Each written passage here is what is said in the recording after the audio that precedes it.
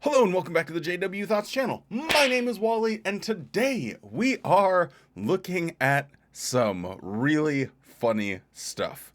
Genuine comedy that's not meant to be comedy. It's like watching the Twilight movies or something like that where it's just so awful. It's hilarious. So buckle in, strap yourselves tightly. Strap yourselves tightly. What the heck does that mean? Buckle in covered it. I don't even know. Sometimes I get excited and I just start talking. But hey, if you enjoy that kind of thing, don't forget to drop a like on this video, subscribe to the channel. I'm not doing a second take of this, even though I normally would, because you guys can see how bad some of my takes truly are. Yeah, run the intro, because this is awful. It was at this moment that he knew. He f***ed up.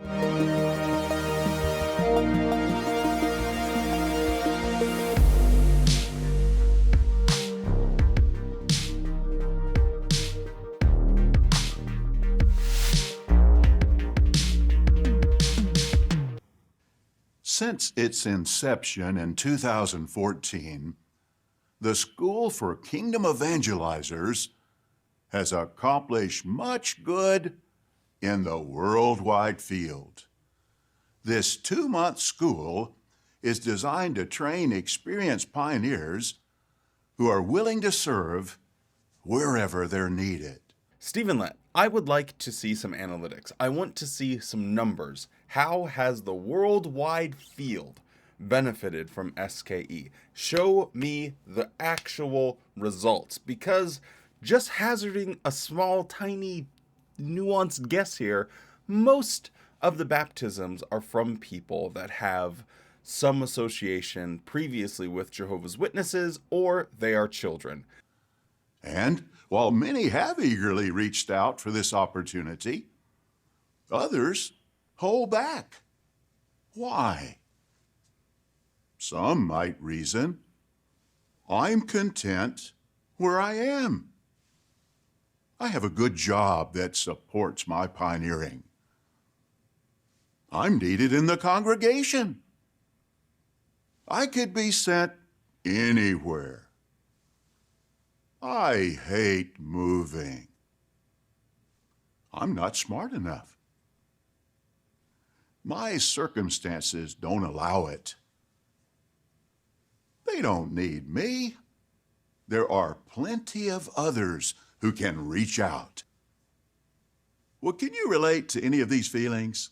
Yes, some people might reason this way. I actually want to break this down for people that maybe have never really experienced what it's like being a Jehovah's Witness and being all in, because I personally have, and so I kind of can get my head around this. So first off, we have going to meetings, commenting, blah, blah, blah. That is very time consuming because you have to be prepared for it, which takes time. You have to get your family ready. You have to have everything like planned and scheduled. You have to drive to the meeting, which ostensibly takes a lot of time. You have to sit there. You got to drive home. You got to get undressed, decompress. All of those things account for a significant amount of time. Next up is, hey, I have a good job and now I'm pioneering. So I have a good part-time job that allows me to pioneer. So that's just an extra 70 hours per month, but oh, don't think that that's just 70 hours per month, because as someone that pioneered for nearly 10 years, I can tell you the 70 hours per month isn't the amount of time you actually spend.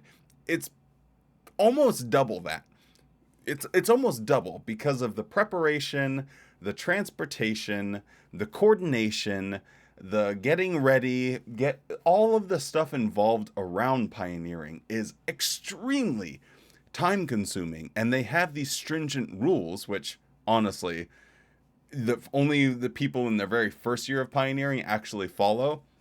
Once you hit like 4 or 5 years, you are very loose with counting your time. I think I have a whole video about just that I had in the early days. Yeah, so that one is ridiculous. Now we have trying to maintain the Kingdom Hall. I'm needed in the congregation, so I help with cleaning and maintenance, changing light bulbs, sweeping. This person has boxes that they're packing, so they're doing some type of literature service, which I used to have to drive all the way to the Puyallup Assembly Hall and pick up literature and boxes of literature that would come in and stuff like that. That was 45 minutes one way. And then you have to sit there, get the literature, bring it back. You have to like have these check sheets. You have to log into jw.org and log all of the things that you got. It was extremely time consuming trying to do all of the literature stuff. But again, Stephen Lett's saying this is no excuse for not reaching out even more. This next one is just a little bit different, because this is a fear that people would have of maybe they just get an assignment and it's a roll of the dice. Maybe you go somewhere and it's the type of climate you like. So like for me, for instance, I don't like hot weather. I don't like being warm. I don't like being sweaty. I would be very happy in a very cold, dark climate. That doesn't bother me at all. But the sun, I'm allergic to the sun nearly. It's awful. I can't stand it. And that's a legitimate concern for people, because everyone has A, preferences, and B, sometimes your health is actually involved. Sometimes certain climates just don't work for you personally. Like, you cannot be the healthiest version of yourself in a particular climate. So that is a legitimate concern that he's downplaying here, because Watchtower doesn't take into consideration what your preferences are. They just say, hey buddy, you're going here, shut up and do it. And because that's what God wants. Moving is awful. It is terrible. It's frustrating. It is selling stuff, especially if you're doing this. You might be selling everything you own, which is, it's wild to me. But that is not an excuse for not doing free work for Watchtower. That's a legitimate concern that someone would have. Like, hey, I've already invested so much in this life that I've built. Why can't I just stay here, follow your guys' rules, and be a good Jehovah's Witness and still gain the paradise? Well, no. That's not good enough for us.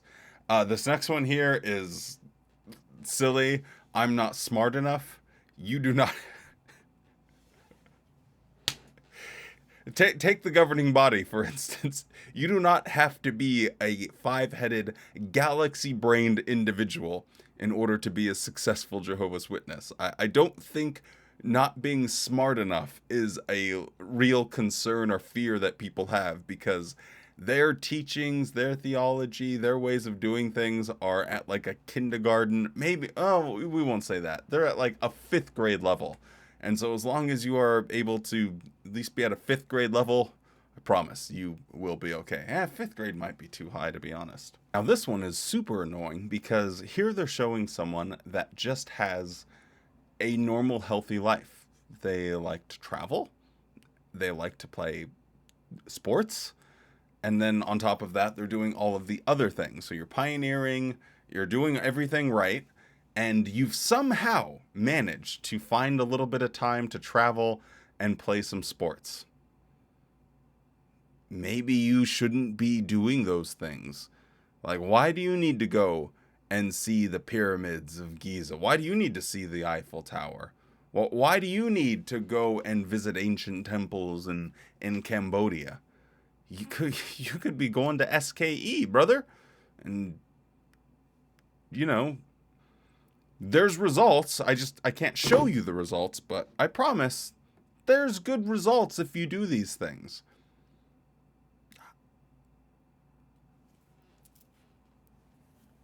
Let people live their lives, Stephen Lett. Let them live. Everyone says, let them cook. Let them live. And this last one here is Watchtower just showing its cards. Maybe they don't have enough free labor in order to accomplish all of the things that they're trying to do, and they don't want people thinking, well, there are other people that are willing to do this crap, so I don't have to.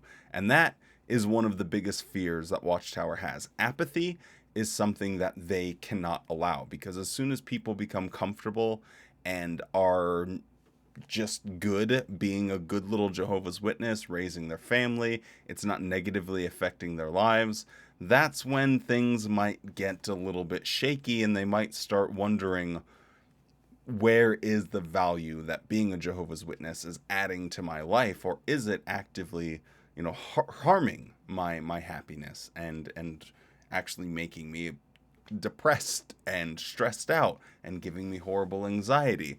So this one is just, hey, don't think that just because we're always talking about how wonderful the accomplishments of the organization are, don't think that we have enough people, because we are always on the hunt for more talent.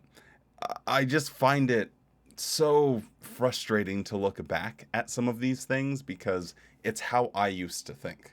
Everything that he says here is how I used to live my life. What more can I do for Watchtower?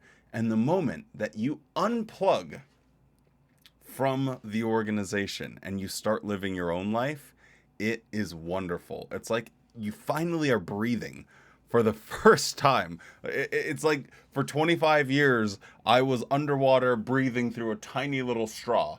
And that was all I ever knew, was just breathing through this little tiny straw. And then I finally emerged from the water and was like, wow, this is pretty nice.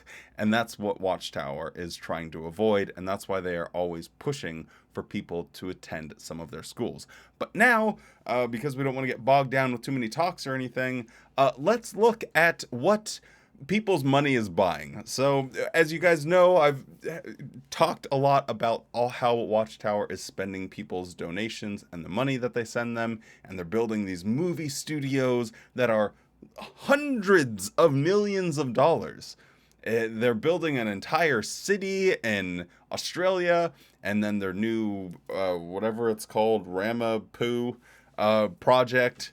So, yeah, let's look at what people's donations, their time, and their money, the culmination of millions of people around the world and hundreds of $1 million being spent instead of doing humanitarian efforts. Let's look at the quality of movies that Watchtower is able to put out, because it's absolutely hilarious. I promise I could do all of this in a week by myself with a budget of like $500. It's so stupid. That is why the kingdom of the heavens may be likened to a king Next. who wanted to settle accounts with his slaves. When he started to settle them, a man was brought in. My king.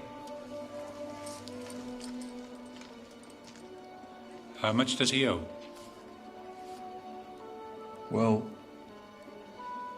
10,000 talents, my king.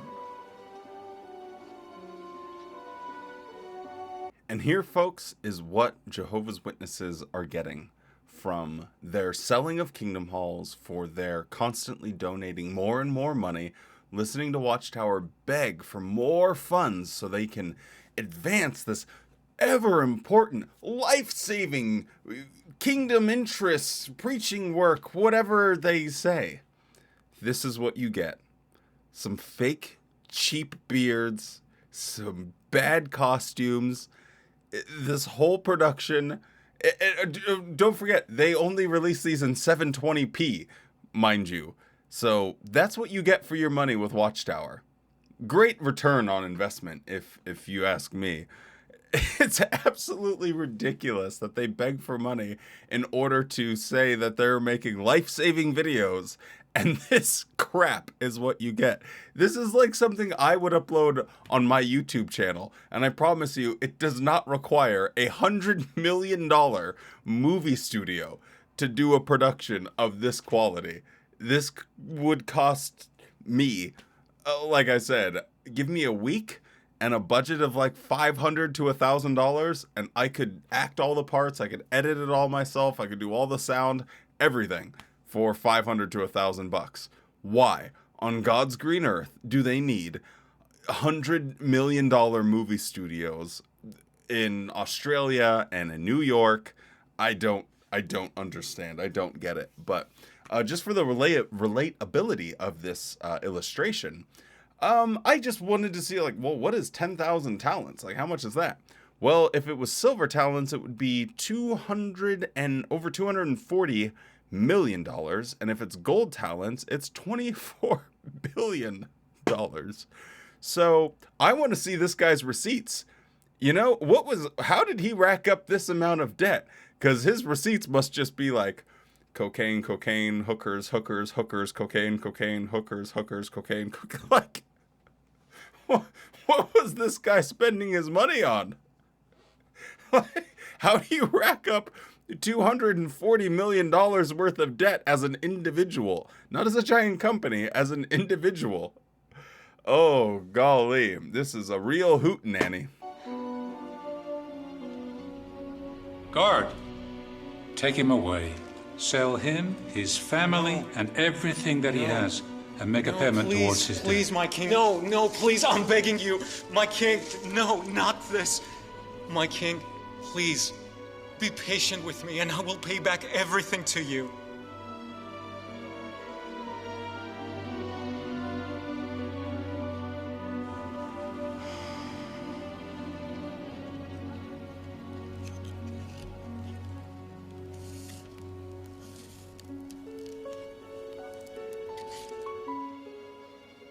I cancel your debt.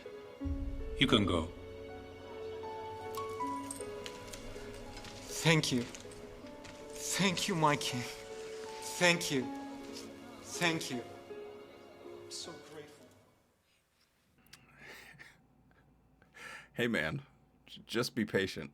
I know I owe you somewhere between $240 million and $24 billion, but hey, just be patient with me, man. I know that I haven't paid anything yet, but I'm going to get right on that.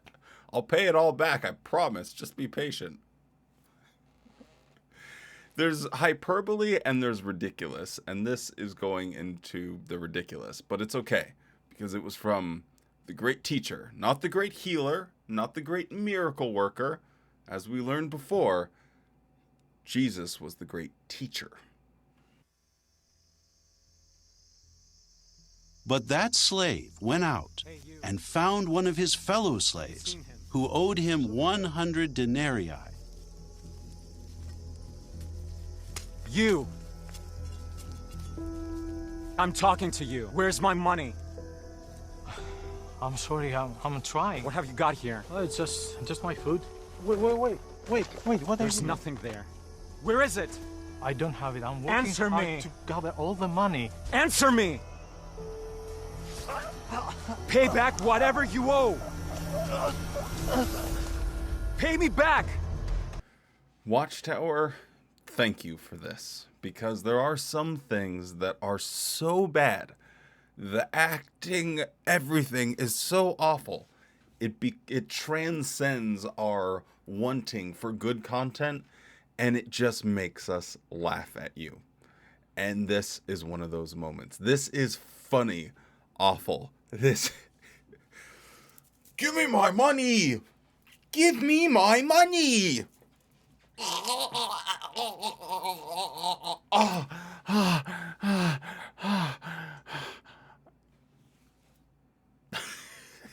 It's so ridiculous.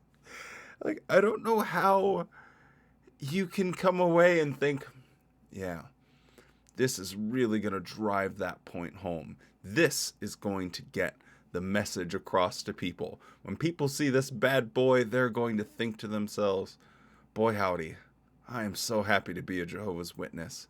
What a wonderful organization that gives us spiritual food at the proper time. This stinky, moldy sack of potatoes is what passes for spiritual food now. Back in the day, it was these, I mean, they were odd, but they had at least some depth to them. Like the Revelation book.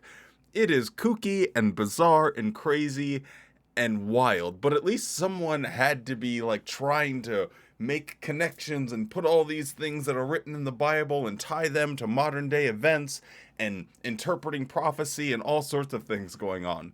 Like we went from that to, where's my money? Give me my money, you son of a bitch. Be patient with me, and I will pay back. You're going into prison until you pay back everything you owe. Guards, I just need take some him more away. time. No, please, wait. No. I will pay you back.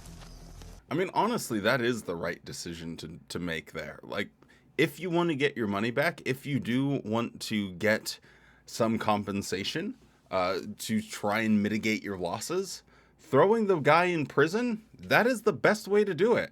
Throw him in prison until he can pay me my money back.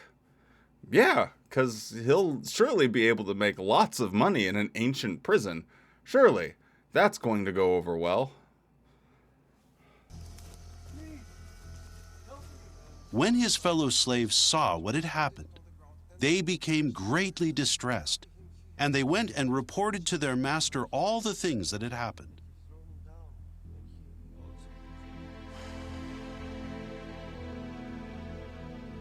Guard, bring him to me.